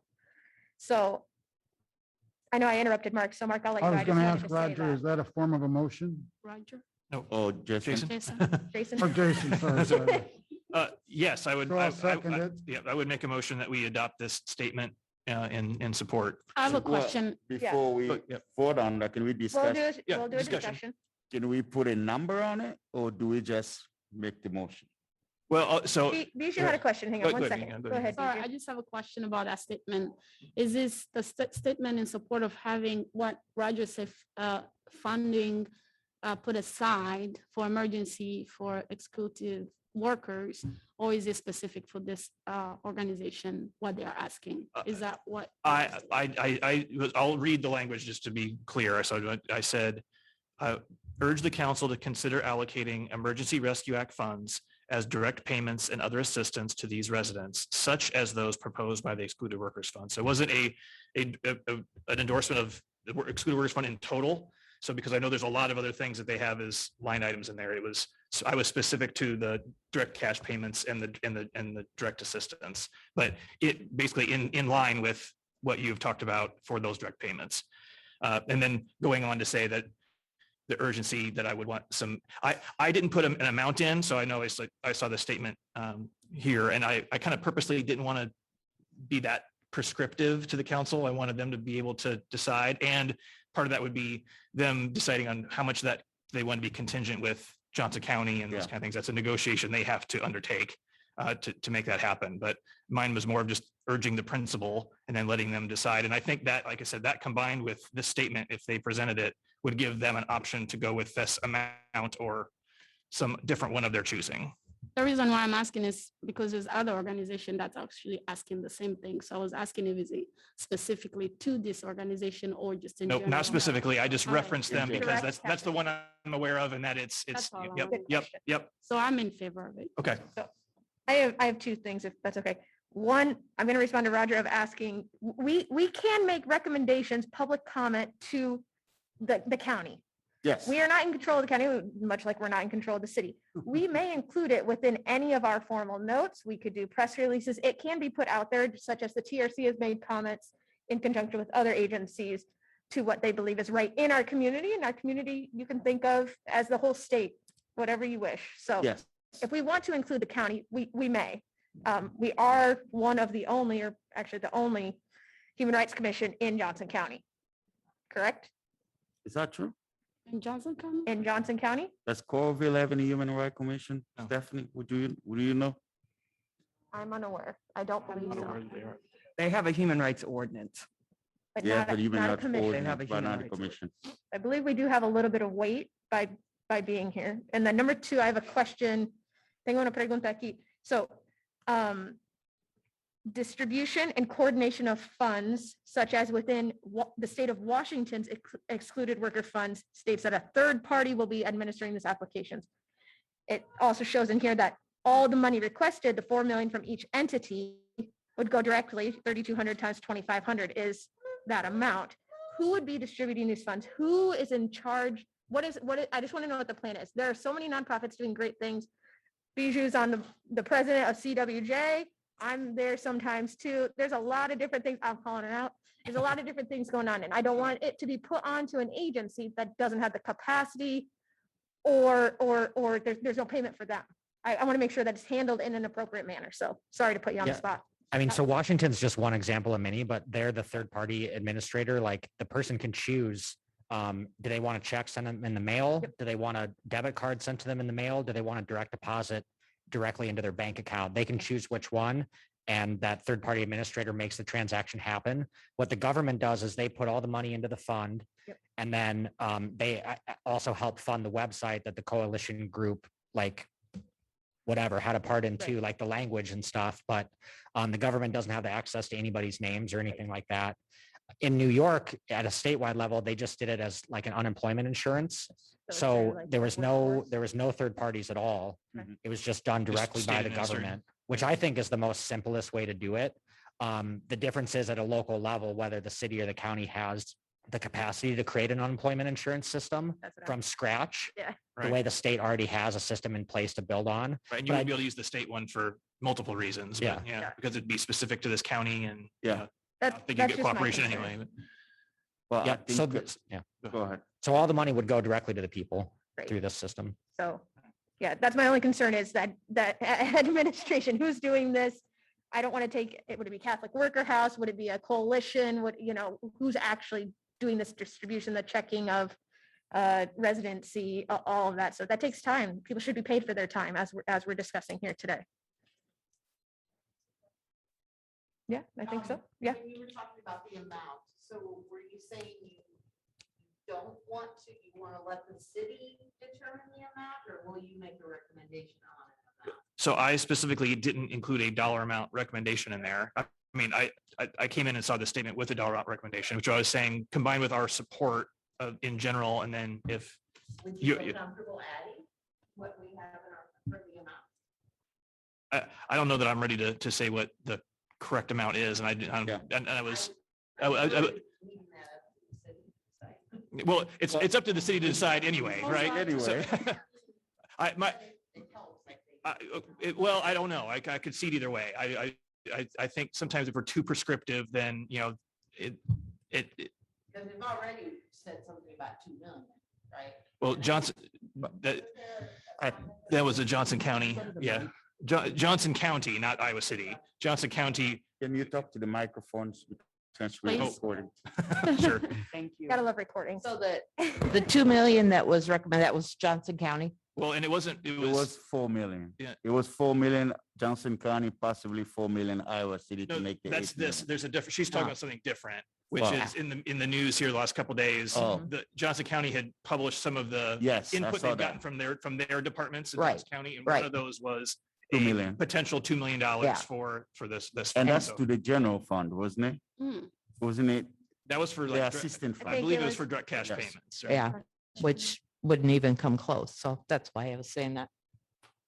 I think May I, the things make that a we really comment? want to address is that, yes, for me, because I have to leave at 7, as I told him, the Yep. Madam Chair here, I support the creation of an emergency fund by the city of Iowa City, and also supported publicly by Johnson County as well, For this amount that's recommended on the 8 million for total. the amount that it's recommended Just wanted to clarify. to address the issue we have at hand with our vulnerable population in our county and our city, people that did not get the stimulus check, they did not get the unemployment because I think what I see here is wage theft. You know, they've been they're working for those organizations that hired them knowing that they did not have the paperwork to work, but benefited from their services. Now, when they needed the help of those organizations and they couldn't get any assistance from the organization, the state or the federal government. So I support We it. do have a comment. Kathy was trying to Yeah. speak on Zoom, so I'm just gonna give that. And then I see that Tony had his hand raised, so we'll go Kathy, then Thank Tony. you. That's all right. Yeah, my comment was just that looking at the data that the Johnson County Board of Supervisors are examining for public input, their survey data is very incomplete. It is like 99% white, only a smattering of minorities. And that data, therefore, is likely invalid because it's very racially disparate. I know from our side, we have data from Spanish speakers and almost equivalent in numbers compared to the Johnson County survey data. And I wish for the commission here to add that data in your recommendation towards the city council to be more comprehensive with their analysis rather than a biased view. Thank you, Kathy. Thank you, Kathy. I think that would be a good point, but we haven't seen those data Right. either. So if you want something fast track for us to make the recommendation to the council, we haven't seen that data. We haven't discussed the data yet. So I would like to support the creation of the emergency fund, but to support the data, that's something that we need to see and discuss as well. I also agree with Roger about that. Sorry. Tony was. Can we let, yeah, Tony, Apologize. you've been quite silent down there. Yeah, no, I first of all, I want to thank you guys for sharing your stories. Hit me pretty hard. I'm a first generation immigrant from an immigrant family. So, and I have families affected, not in Johnson County, but by stuff like this outside of Johnson County. I understand. I've seen the data because I've just done my own personal research. But they haven't seen it, so we obviously can't put that fast track it. And I thank Jason for his statement. I am supportive of this. I would love to see that this amount or some type of, we support the excluded workers fund amount recommendation to the city, just because I do feel like they do need some little guidance on this from outside. So that's just what I wanted to say. I think we need to have at least either the amount or that we support what, the fund, what do you guys call it? I can never say it, the excluded workers fund recommendation. Even if we don't have to put that amount there, we support their recommendation to For the full or for the pilot? Which one are you? I just wanna make for the sure 8 it's- million. Okay, thank you. And then Bijou, sorry. Yes, also, I'm sorry. I just want to say thank you again for being here, for presenting yourself and for your story. I'm also an immigrant and I feel your pain. I am not undocumented, but I know a lot of people that are and that we have helped. So I'm personally, I really want to reach out to support you guys in any way that I can, first of all. And then I'm also in support of you guys first. You guys come first. You guys being disregarded, if that's a word I can use. And I'm getting emotional. And I really apologize for that. And I hope it get better from here. I support what everybody's saying in support of getting that money emergency, also with the Johnson County. I know it's very far. November is when they have to make their decision. And I believe that's, can I say ridiculous? Say whatever you want. Very, very ridiculous for them to wait that long, knowing there's a lot of needs. I'm out there in the community every day. I see a lot of things. I feel you guys, and I hope this get passed and you guys are served. Thank you. So with this resolution, we can bring some urgency to the city council such that they can do something. That's our intent, yes? Well, it's to push them. I mean, they have the authority to act whenever they want. They have said that they were going to wait till they get all that input. We're recommending to them that they do an interim step and give some of this money initially, and then they can decide on the rest of it, which might be more of that going to excluded workers, right? So it's not like that might be it, but while they're making the decision on the larger amount, they should take at least a portion of it and give some immediate relief. Because I think that's what we're pushing them to do. I mean, the input that they're waiting for, these are the people actually, and most of them that they need from those surveys are these people. So there's proof. You know. don't mind, I just say something too. I would just really stress the direct payments to the workers. You may say like emergency fund, there's argument like there's funds out there, but we want to do, they need direct payments. Nobody asked me if I needed a stimulus check, not to have to prove anything. We really talk about, I teach, right? So I talk about the social determinants, right? Let's give them a ride, let's buy them food, but we need to talk about the structural determinants, right? So they're not going to need a ride if they can get a driver's license. They don't need food if they have a living wage. And everybody here has different needs. Some people need rent, some people need to pay their medical bills. And so I think it's really important that the emergency funds come in the form of a direct cash payment. So folks have the ability to decide what they need most. I think we're very much in agreement. Okay, I mean, Roger was using that term of emergency fund is, I think, just a paraphrase. That the statement doesn't mention that term. It just says direct payments. Yep. Mm-hmm. Yep. Please go to Mike. I've been going to the listening session and St. Patrick's and one thing and another. And Mr. Fruin consistently says that they will not be able to make a decision till the end of October. So probably the soonest any money would come out would be November. And I mean, this is why we stress the importance. They have all this money, but they just don't know, and they've had it since April. And it's time now to use it. I think we agree. And there will be time, even if this is supported, passed by council and whatnot now, to administer, right? There is always a time delay in getting money to the people. So I want that to also be acknowledged, that just because we say it now doesn't mean it still could be November by the time they get the proper systems in place to track, to make sure families and whatnot. But why would we continue to further the delay? And Right. and we, obviously, we don't speak for the city council or the city manager. We can only speak for ourselves and make recommendations to them. And that's what we're trying to do. And maybe this will be a lesson for everybody to understand not to exclude people anymore. I think with the pandemic, we've learned a lot how to deal with things, with the virus. Maybe we can also deal with this. And this is an issue, a very big issue that need to be dealt with, like you said. I want to remind Commission that we do have a motion on the floor to take directly from Jason's statement here. He may rescind or not, and we can rework, but I do want to, acknowledge that there is a motion on the floor for keeping that wording as is, and it does not have a direct amount written on there. And does not it mentions the excluded workers fund in general. It does not state the pilot project, but it is implied through direct assistance, correct, Jason? Yep. And doing so immediately, right? So. Okay. So My second is valid. He did. I think this is a way to get, motion yeah, in a second, yep, yep. so we'll vote on it.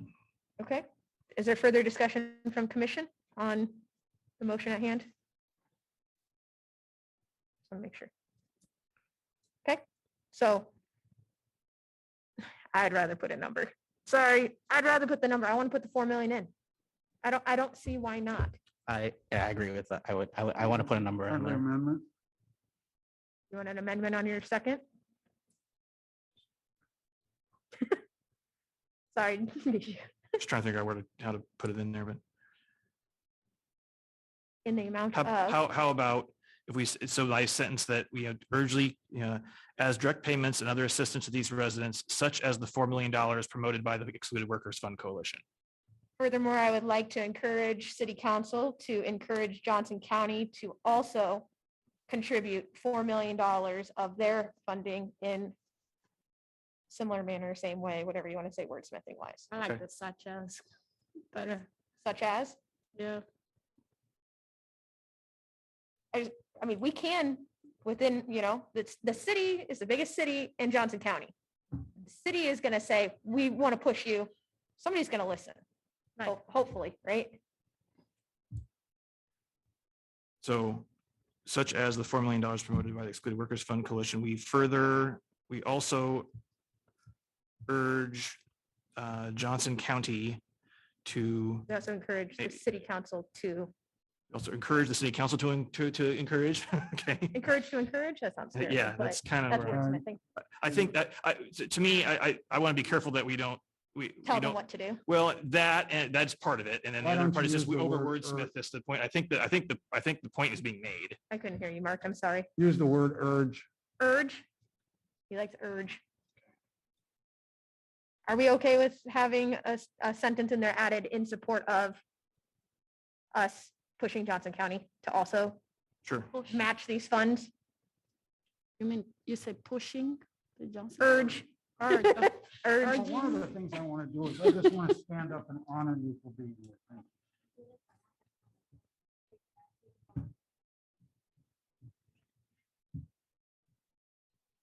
So we have So- a motion. Do you want to read as is, Yes, Jason, please. more or less? Uh, Is that okay, guys? Yes. Okay.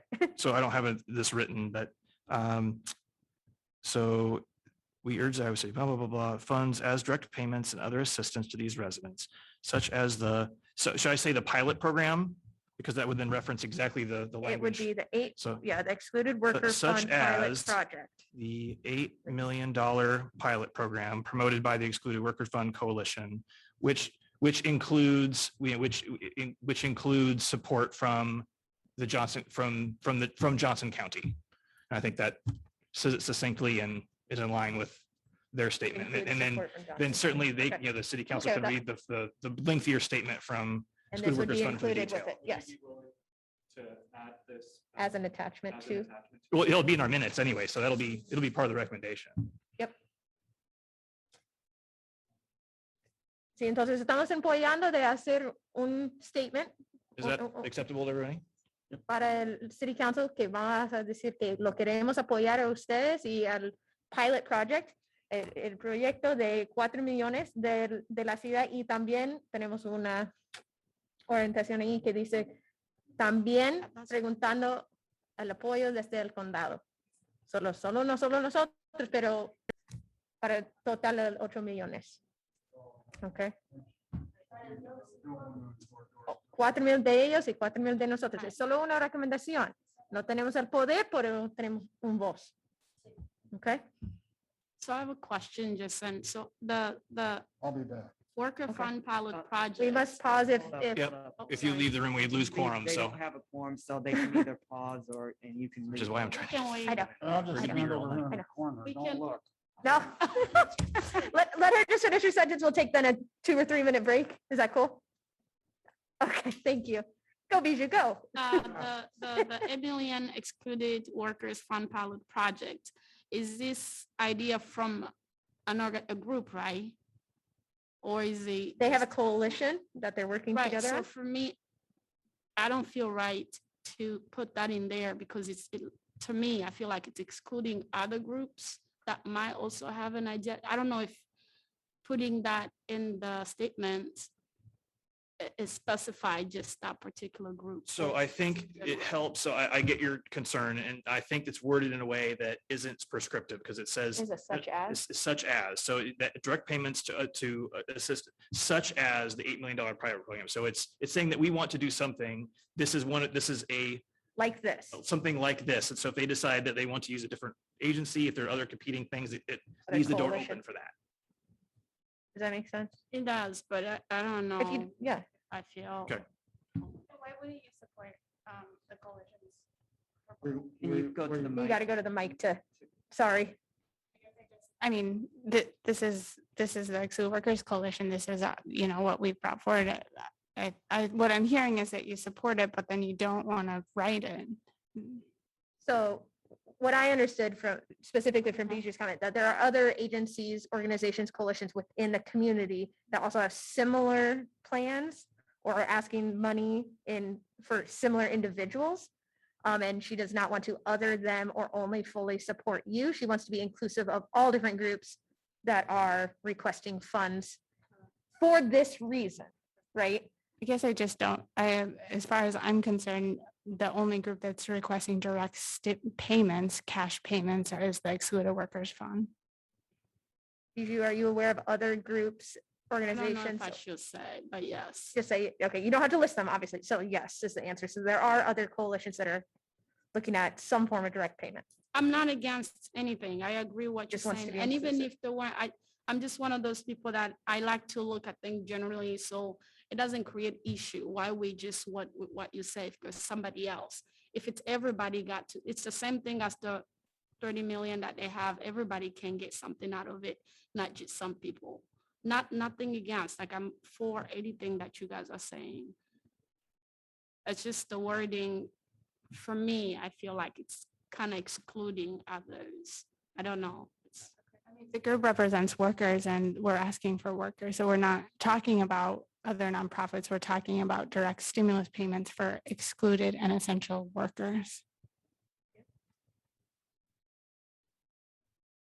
So Do you want to take a quick break, think about it, process? Mark, you Yeah, I'm gonna go think Run. about it. Yep, is that okay? Commissioners can't We discuss won't this. just, no, think about it. Okay. Think about it. That's internal. Well, I just Can't didn't stop want me any from thinking. discussion. Okay, we're not allowed to talk. I didn't say you're not allowed to talk. I just didn't want- Just about not this. Yeah, it's okay. Is that thunder that I was hearing? Or is that the air Yeah, I think conditioning? it's been pouring pretty hard. Talk.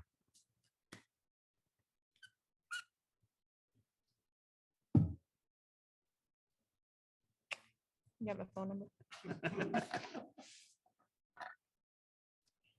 You got my phone number? a couple weeks ago that we had some soft spots, so I meant to take dibs. Oh, right. This is not why I'm here today, guys. Time to get new business.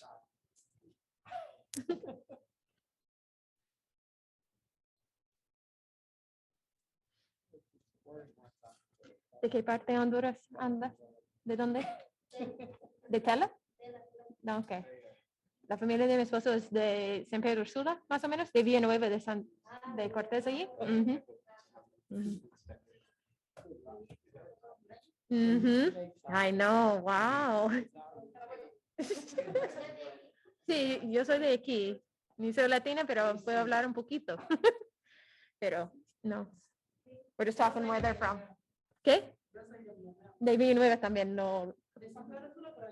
Sí, de Villanueva mi esposo también. Wow. Quizás conoces. A ver.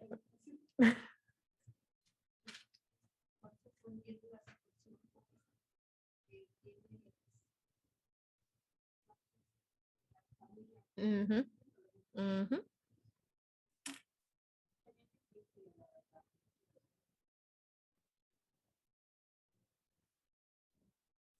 And we're back. Ya podemos empezar otra vez. Okay. Mark, we were just internally processing, not with each other. So, Bijou, were you able to internally process what was just discussed during that time? And I still stand. Okay. So your uncomfortability is just in the sense of adding the words excluded workers fund pilot project? It can be excluded workers, just the rest of the pilot project thing, just because it's for excluded workers. Okay. Okay. Previously incarcerated. And it's not just Latino, it is. Right. Yep. Yep. Well, there's a.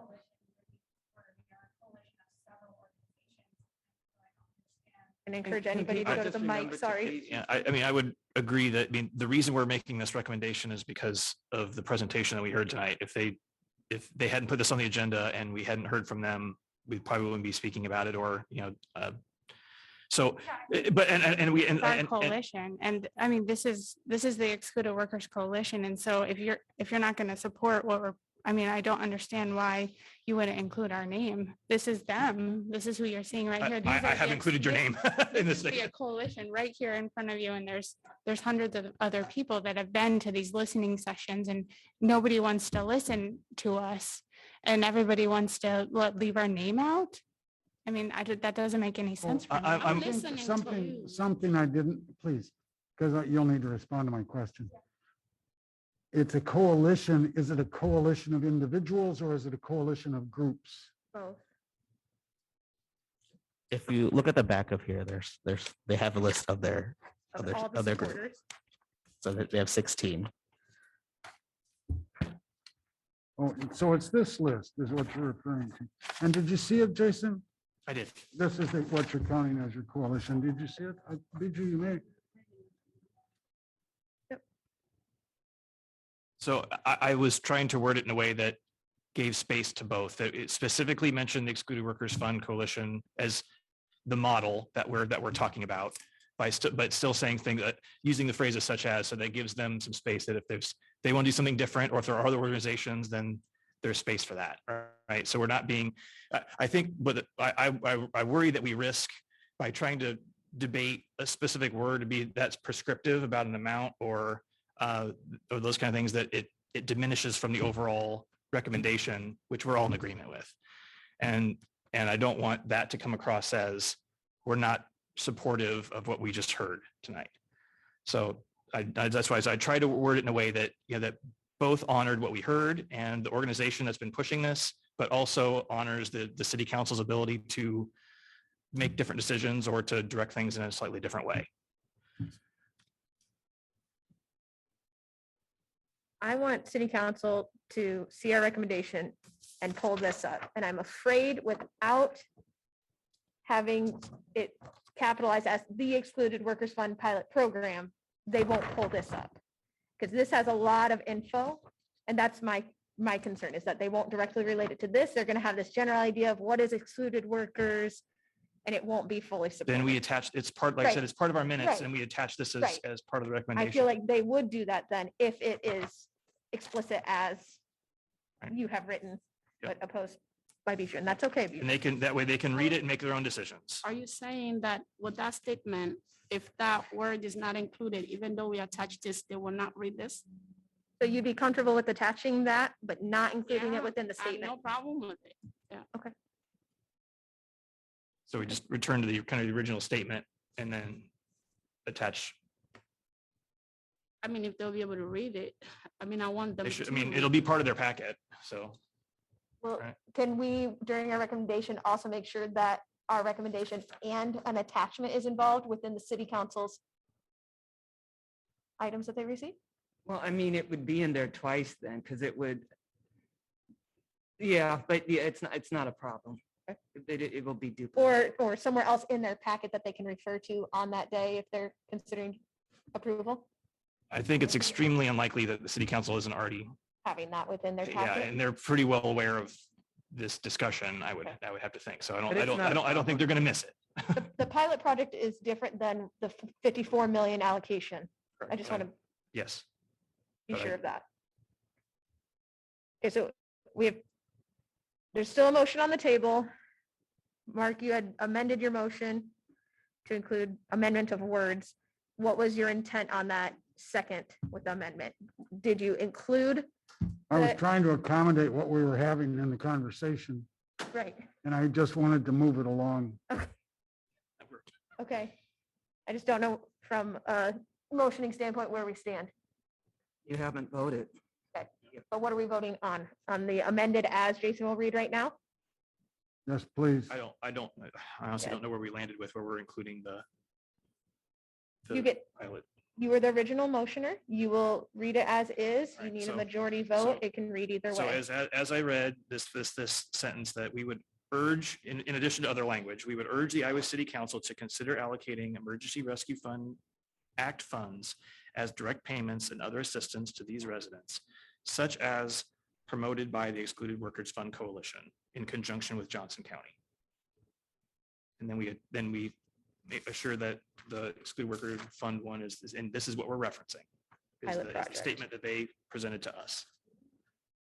And I see them shaking their heads that they're okay with that. And it doesn't mention the pilot program specifically. It doesn't mention an amount that would there come is from. not- I just want to clarify, I'm not against the amount at all. So I don't know if you removed it because of what I Thought said. we put them on Oh, we there. put the amount in there. Well, it's kind of redundant if we're going to include the statement. So let's, Add them out. Oh, Be redundant, add them out.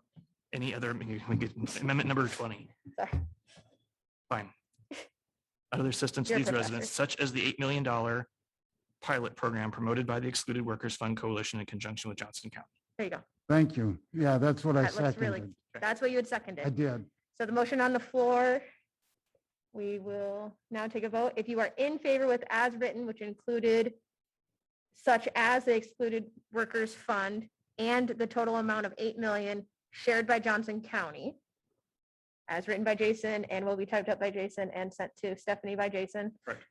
Say aye. Aye. Aye. If you are opposed, say nay. If you're abstaining.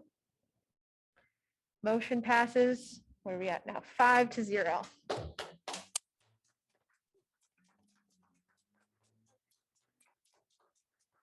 I will retype this when I get home and shoot it to you so you can have the exact language. Thanks. Okay. Is there any further comment from individuals on this agenda item? ¿Hay algo más que quieren decir sobre eso o vamos a seguir con reunión?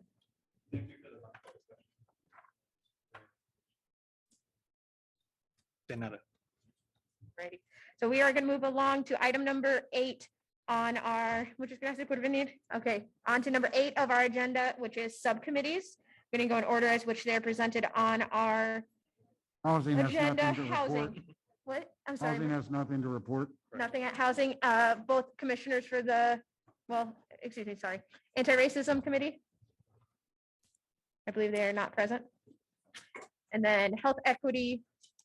Bijou and I have not yet met. We've been community involved and very busy. I will say that I am attempting to get students involved at the University of Iowa.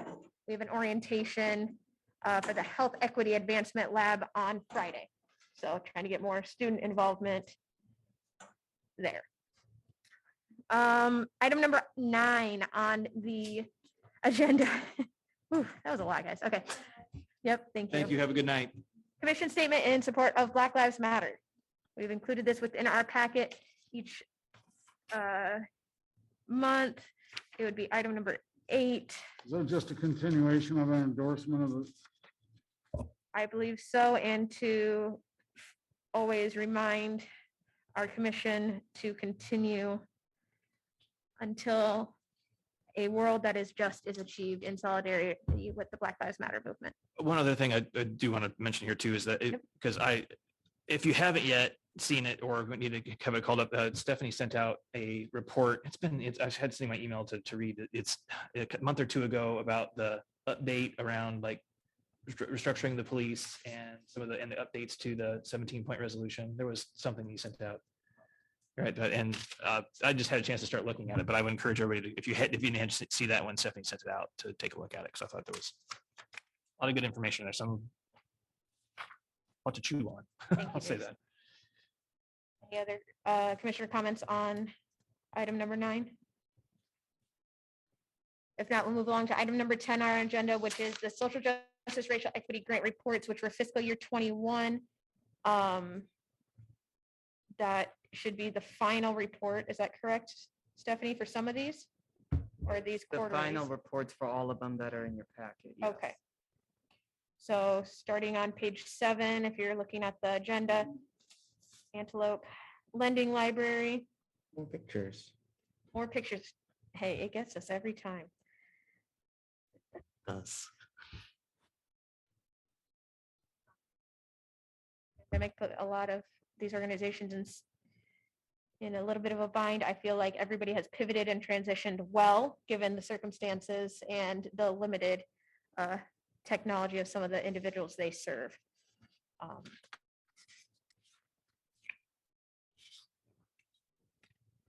I love that they send pictures. I know, right? Really where it's at. Stephanie, do you know which organizations we have yet to receive final reports from? There's just one organization.